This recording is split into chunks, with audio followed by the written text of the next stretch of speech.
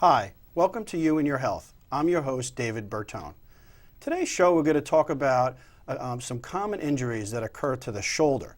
Lots of people have questions about different injuries that occur to the shoulder, and there's some myths and misinformation out there about various pathologies that can occur in the shoulder.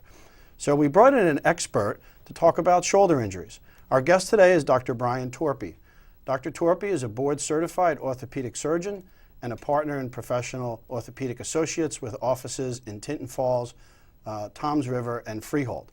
Dr. Torpey is also the team physician for Monmouth University and Georgian Court University. Dr. Torpey, welcome to the show. Thanks, Dave. Thanks for having me on the show. Great. Tell us a little bit about your background. Well, as you mentioned, I'm an orthopedic surgeon. I grew up in the Washington, D.C. area, actually. Okay. And then I went to college down in North Carolina at Wake Forest, and then ultimately medical school back in Washington at Georgetown University. And then I finished up my orthopedic training at Johns Hopkins with a fellowship in sports medicine. Great. Excellent. And you're practicing Professional Orthopedic Associates. How long have you been there? I've been there for 16 years now. Okay. And I came up after I finished my training at Johns Hopkins. I wound up marrying a Jersey girl. Okay. Brought me back to New Jersey, or brought me to New Jersey, and I started with professional orthopedics then, and I've been there ever since. Very happy. Excellent. And I know, during the course of your career, you've seen obviously many different injuries, and the shoulder just happens to be one of the areas that you have expertise in. So we wanted to talk a little bit about some of the common ailments of the shoulder. And I think before we do that, we need to review for people some anatomy about the shoulder. Yes. So if you can talk to us about what the shoulder is all about and what some of the parts are, certainly. That would be great. Maybe we have our little model here. Okay. Let me get this off the stand. There you go. The shoulder people think of the shoulder as one joint, but in actuality, it's really four joints. And if we take a look at this model of the shoulder, we have the collarbone up top, and we have the arm hanging down. We have the shoulder blade, which I'm turning here, and then we have the socket where the ball in from the humerus or the arm bone touches the shoulder blade. Now, the four joints are where the collarbone touches the breastbone, where the collarbone touches the top of the shoulder, where the ball and the socket touch, which is what we usually think of as the shoulder joint, and then where the shoulder blade glides on the ribs in the back of the shoulder. So those are the bones that make up the shoulder. And then, as with all joints, there are muscles that go around the joint to make the joint work. They're not shown on this model, but they are the rotator cuff and then what we call the shoulder stabilizers. Great. Now, I mean, that's one of the common things. When people think about the shoulder, they just think about the main joint, which is the ball in the shelf area there, what we call the glenohumeral joint. But there are four joints, and that creates a lot of motion, right? So the shoulder has a large degree of mobility. Yes, the shoulder is very, very complex in its motion. It's a ball and socket joint, so it allows the arm to move in many different directions. The shoulder itself is basically designed to have so much motion so that it can allow you to move your hand and get your hand to your mouth, so that it can assist you in feeding. That's where the design came from. Now, these, again, people hear about the rotator cuff in the news all the time. Right. What is the main function of this group of muscles? We know that there is a group of those, and there's four different muscles that make this cuff. Correct. Now, some people misuse the terms and say rotator cuff and things like that, but what are the importance of these muscles, and why are they so injured? Well, the rotator cuff muscles are located around the shoulder. There's one in the front, and then there's one basically up top in this little hollow in the back of the shoulder blade, and then there's two that are on the back of the shoulder blade.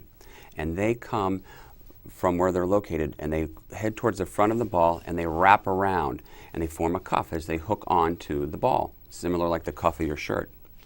And what happens is those muscles, when you need to lift your arm up, when you need to lift it and start to raise it away from your body, then those muscles are what initiate that motion. They help keep the ball snug in the socket, and they allow you to turn your arm in and out. Very important muscles. So their function not only to help you raise the arm, but also to keep the ball in that socket, right? That's correct. One of the confusing things when my patients are, they don't understand the instability factors of the shoulder and how without these dynamic supporters, they can develop some pretty significant problems. So that's why we tend to work on those a lot. That's a very important point. One of the things that that we know helps the shoulder out tremendously is to have the muscles toned and have the muscles strengthened so that they will help support keeping that ball in the socket. That's why physical therapy and exercise is important in keeping the shoulder in good shape. Great. Some of the common mechanisms of injury to the shoulder, and people will wake up with shoulder pain and different causes. What are some of the common mechanisms of injuries to the shoulder? Their common mechanisms are depend on the different age groups, really. The younger a person is, the more commonly we see that injuries cause the shoulder to become hurt, such as sporting events and contact type of activities. So a traumatic type one-time activity. Exactly. Okay. And then as we proceed, towards the latter part of our life, or certainly in the middle years, we will find that sometimes the rotator cuff in this instance will experience some wear. It's overused. It gets used a lot for doing activities around the house, doing activities where you work, doing sporting activities. Mm-hmm. And those overuse activities will cause the tendons to become inflamed and cause the joint, therefore, to become inflamed. Now you say, overused. Is that a common mechanism, like people that either work overhead a lot or play overhead sports? Would they have a higher incidence of problems with the rotator cuff?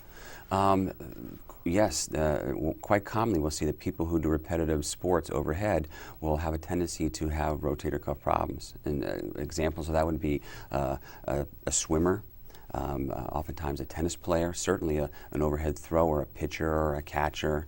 Those individuals can clearly get themselves into some inflammation in the shoulder by virtue of just their activities. So the inflammation is kind of the early stage of it, and then there's breakdown of the tissue, and then you can possibly have a tear that develops?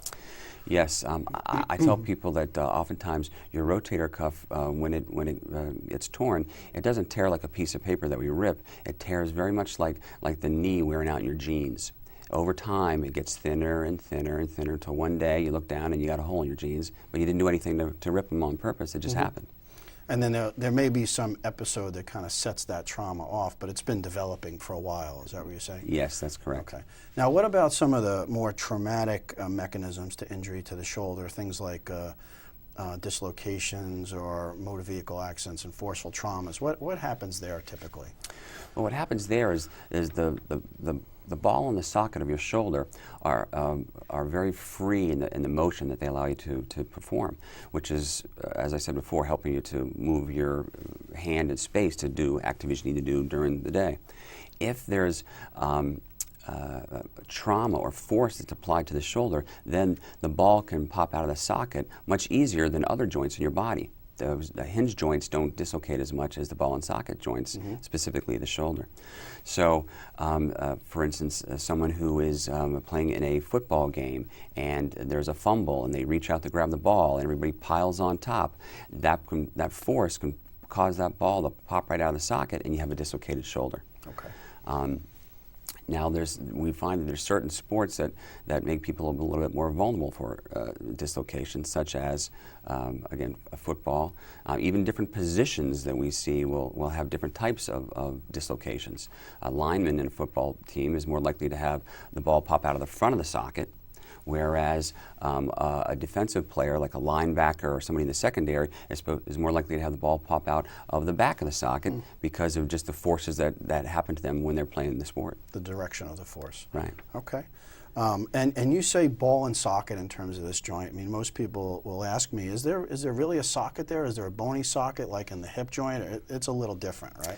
Yes, it is a little different. The socket in the shoulder is a little bit more shallow. I tell people, if you want to think of how the shoulder works from the standpoint of the ball and the socket, or how the joint works mechanically, think of a golf ball sitting on a tee. When a golf ball sits on a tee, what holds the ball in the tee is the little lip that comes up. And so that is, and if you were to spin that ball in the golf tee, that's how your arm rotates around when you do the things you need to do. Mm-hmm. And that's one of the other areas from an anatomy standpoint you didn't really talk about is this labrum. And people hear about it in the news, baseball players and such. That's the thing that kind of helps deepen this socket.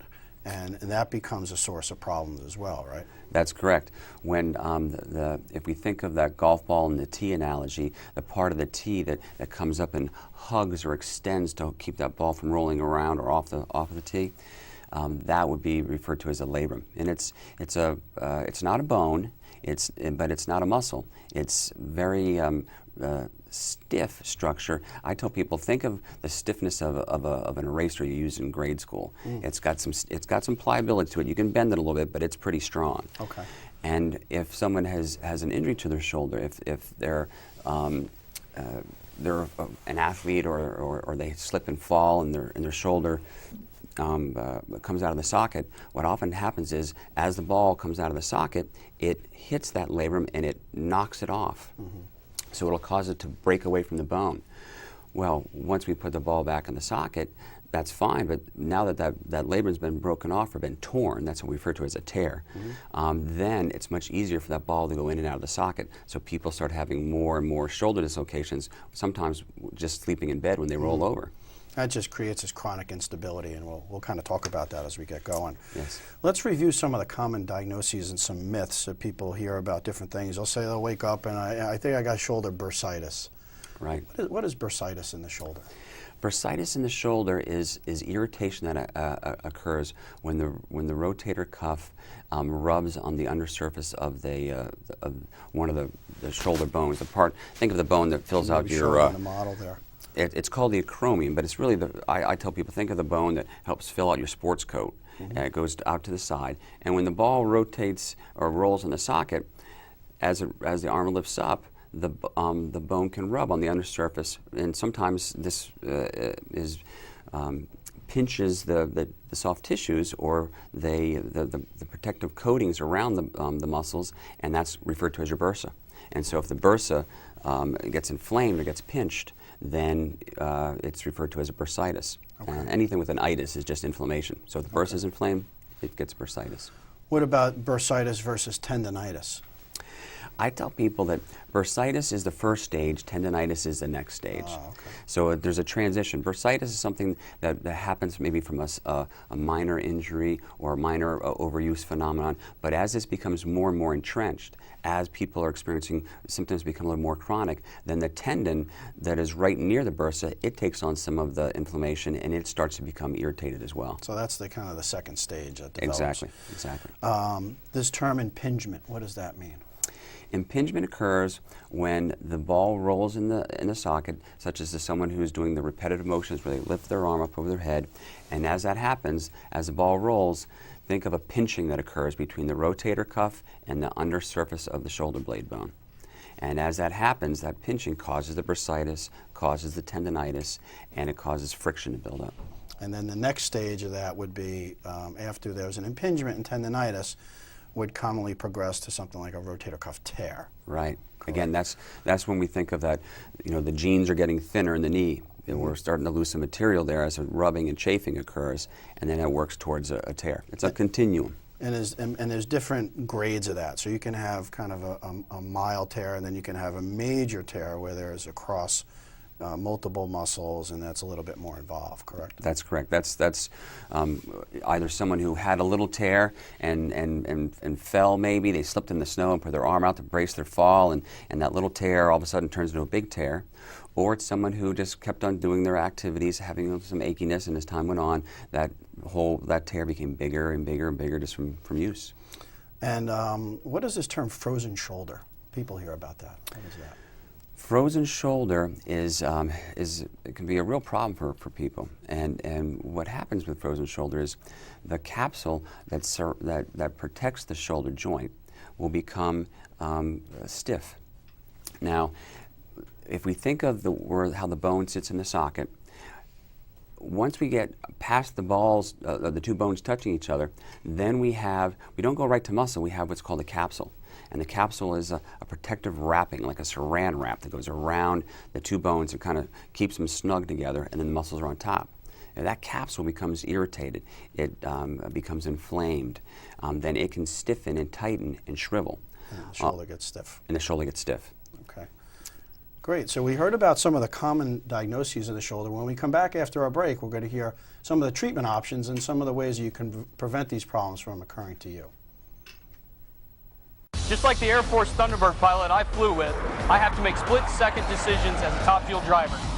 Hi, I'm Brandon Bernstein, driver for Kenny Bernstein's 2010 Copart Lucas Oil Top Fuel Dragster. To make it in the NHRA, I've had to work hard, stay focused, and make smart decisions along the way. To reach your goals, you need to think straight, stay on track, and give your very best effort in everything you do. Make the right choices today and be ready for the challenges tomorrow. This message brought to you by the U.S. Air Force. Welcome back to You and Your Health. I'm your host, David Bertone. We're here today with our guest, Dr. Brian Torpey. Dr. Torpey is a Board Certified Orthopedic Surgeon, and he's here to speak about the shoulder joint and the many different injuries that occur to the shoulder. Dr. Torpey, again, thanks for joining us. Yes, good to see you, Dave. So in the first half of the show, we talked about some of the common problems. Now, a patient comes to you for the first time. What is the common things that you would typically do for these people with shoulder pain? Well, usually what I want to hear right off the bat is how long their shoulder's been bothering them, and what is some of the history or the things that they experience when they're using their shoulder.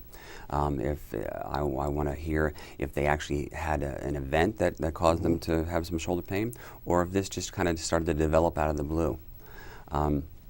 I also want to hear what they do recreationally. Are they athletes? Are they more homebodies? What do they do for their employment?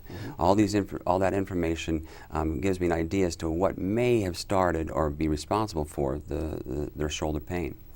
And then I usually will ask them if they've already done anything to try and make it better. They've been taking some over-the-counter medicines. Have they been using heat on their shoulder or ice on their shoulder? And I try to get a feel for what they've responded to as far as the inflammation they're experiencing. Okay.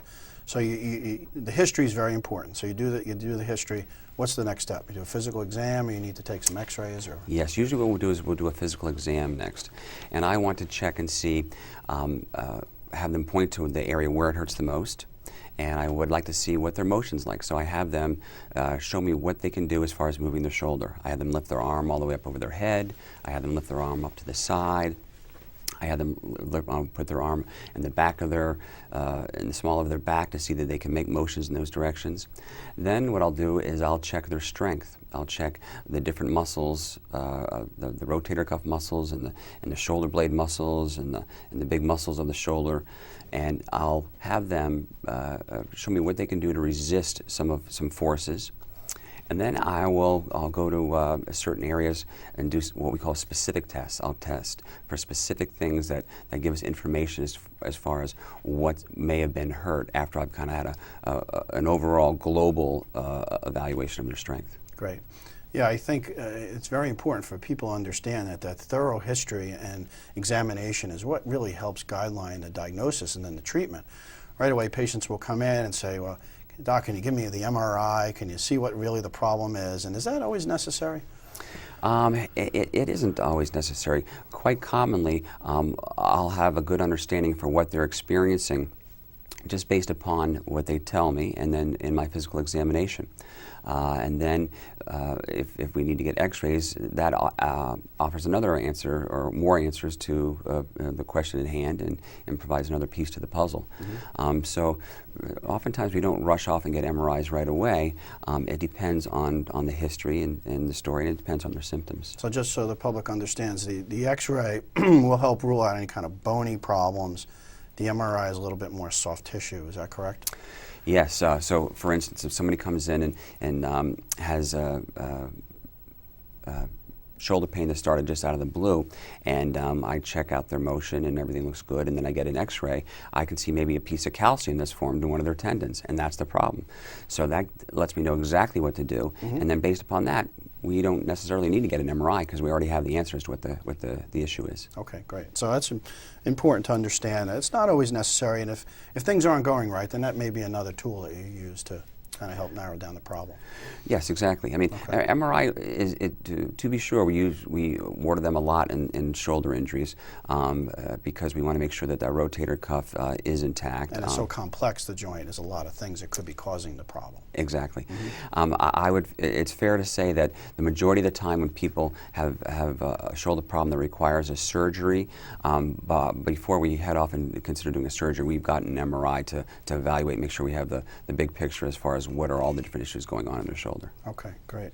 Now, as a physical therapist, I mean, I see probably 15% of my patients have shoulder problems. What are the typical courses of treatment? So you see somebody has shoulder pain. Take us through what your thoughts are in terms of where you go with these people for treatment. All right. Well, I like to tell my patients that the shoulder is a very forgiving joint. It wants to get better. Okay. Other joints in the body, the knee, the ankle, where you walk on them all day long, sometimes they're harder to get better because they're harder to rest them. But with the shoulder, it responds very well to physical therapy. And so that's basically my mainstay of treatment. I would say without a doubt that 80% of the patients that I take care of and see, at least 80% get better just with what we call conservative treatment. And that would be physical therapy, anti-inflammatory medicines, icing techniques, and then transition to what we call a home exercise program where people are taught the exercises by physical therapists like yourself, and then they transition to doing those exercises independently at home on their own. Great. Now, there are some instances where you need to immobilize the joint, correct? Where you may put them in a sling for a while. What are some of those problems that might develop? Well, we usually find that we need to use a sling and immobilize when someone's had a trauma to their shoulder, so a fracture. A case in point, the collarbone. The collarbone is part of the shoulder. It's certainly one of the most frequently broken bones in the body, especially when you're a child. And so whereas oftentimes we can put broken bones in a cast, you can't put the shoulder in a cast. So we use a sling, and that's our form of immobilization. So fractures, broken bones, they commonly require use of a sling or immobilization. And also dislocations as well, right? The ones Exactly. that kind of come out of the socket. Certainly in the early phases of the treatment, we want to allow that shoulder joint to calm down after it's been dislocated. So we keep it in a sling to allow the soft tissues to heal and mend before we start to strengthen the rotator cuff to get the shoulder back into shape. And one of the balances that we have, physician and physical therapists, is trying to find that happy medium between a period of immobilization for healing and a period that we need to move them before things get really stiff. And we find that in the shoulder, that's sometimes can be difficult. Correct? Yeah, that's an art. That really is an art, and it requires a lot of communication between the physician and the therapist as far as making sure that people are getting the right milestones. And everybody's different. You know, some people need the sling for a while. Some people don't need it for too long at all. Are there some other medical problems that add to the problems with the shoulder? In other words, people with diabetes or thyroid problems, in terms of their health history, does that matter in terms of their injury and their potential for recovery? Yes, it does. There's those two specific phenomena or disease process, diabetes and thyroid disease, are associated with people who have a tendency to have a stiff shoulder. And so someone who has an injury who has those two specific type of diseases or disease problems, we're going to have a tendency to be a little bit more aggressive with their motion to try to prevent them from freezing up. And then there's other disease processes that can affect the shoulder too. People who have osteoporosis are more susceptible to having breaks in their shoulder or fractures. And those are also issues of concern. Okay. So now you get this patient that is doing okay in physical therapy, but then they're still having residual problems, or pain is severe. What is the course in terms of when you decide that maybe surgery is really indicated? Well, we'd like to have people exposed to a conservative treatment program initially, and those are the individuals who encompass that 80% that get better without having to do anything. And so there's I would anticipate that for the average or typical shoulder problem, people usually are exposed to somewhere between 4 to 6 weeks of physical therapy to try to rehabilitate and get things strong. If they're continuing to have discomfort, they aren't making the milestones that we're looking for, then there's other treatments we can do. We'll sometimes give them an injection, a steroid injection to calm down inflammation. We'll try changing medicines. But if 4 to 6 weeks has gone by and there hasn't been any improvement, typically by that time we've gotten an MRI test and we see why they're not getting better. Mm-hmm. And if we see that they haven't gotten to the point where they're getting better, maybe they do have a tear that's formed. Maybe there's the rubbing or the friction, the impingement that we talked about earlier hasn't responded to the conservative treatment. So then we start thinking about doing surgical procedures. Great. Okay, so now somebody has surgery, and typically people will say, well, does the doctor have to do like a major cut? I know there's advances and things. These days you're doing a lot of arthroscopies, obviously. So the incisions are very small and you can get a lot of things done. But are there times that you still need to open the joint up and yes. repair things? Fortunately, with regards to shoulder surgery, the majority of it by far can be done endoscopically or with the arthroscope. And so, and that's as opposed to 15, 20 years ago, certainly when I was starting my education in developing to become a shoulder surgeon, I would say that the majority of the surgeries were done open. We'd make incisions. Now, basically, the only time that I really need to make an incision is if I'm doing a shoulder replacement. Someone has bad arthritis and we're replacing the shoulder, putting a brand new artificial shoulder in.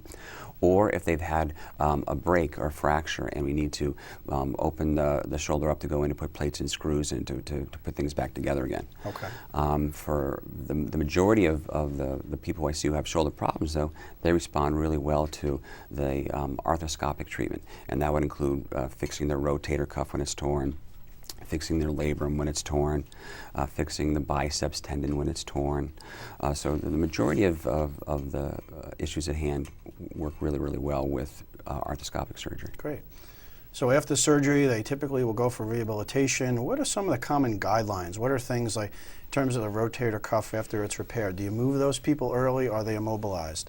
Labral tears after you do the surgery, do you move those or do you hold them back? What are some of the guidelines that you think of after surgery? Well, I'm a firm believer that patients who have a surgery need to get into physical therapy right away. Mm-hmm. And so I usually have them start physical therapy on the 3rd or the 4th day after the surgery. And in the case of a rotator cuff tear, we're going to treat that person differently than the person who has had a labral tear. You're right. The person who's had a rotator cuff tear responds well to passive range of motion. So we want to make that shoulder move and keep it loose, but we don't want the person to do the movement. Mm-hmm. So we have the physical therapist do the stretching while the person lies there or sits there and is stretched. That allows that rotator cuff to heal and to mend. Mm-hmm. With the labral tear, it's the opposite. We actually want to start moving that person early so their shoulder doesn't get too stiff. Mm-hmm. The rotator cuff is not a problem, so those muscles work. Great. Once they have the surgery and they go through the rehabilitation, what are the success rates for getting back to their previous function? Will people have rotator cuff tears? Can they get back to playing tennis? Can they throw a ball and things like that? Yes, they can. They typically, if we can catch the injury early enough, if we can catch it within several months of when it's happened, then the prognosis is very good for those people to have recovery. The person who has a rotator cuff that's been going on the order of years, 3 years, 5 years, 10 years, repairing that cuff, sometimes they'll have a harder time getting back their motion. The success rate is good. The success rate, fortunately, is good with the majority of the shoulder surgeries that we do. Specifically with regards to the labral tears, that success rate is greater than 95%. And quickly, before we wrap up, just some thoughts of prevention. What can people do to prevent these injuries from developing? I think the best thing to do is to keep your shoulder muscles strong and toned. I think that icing after you do a repetitive activity, and I think that even taking over-the-counter anti-inflammatories if you have some tenderness is a reasonable thing to do. That plus keeping your shoulder fluid and the motion fluid. I tell my patients if they're starting to get a stiff shoulder, if you're taking a shower when the water is warm and hitting you, stretch out your shoulder, keep it moving, and that's going to help you out in the end. Great. Thank you, Dr. Torpey. Thanks for joining us. Thank you, Dave. It was good seeing you. We appreciate it. Yes. We heard today from Dr. Brian Torpey about the different shoulder injuries that can occur in your body. Hopefully you've learned some prevention techniques and things to avoid. Thanks again for joining us on You and Your Health. I'm your host, David Bertone.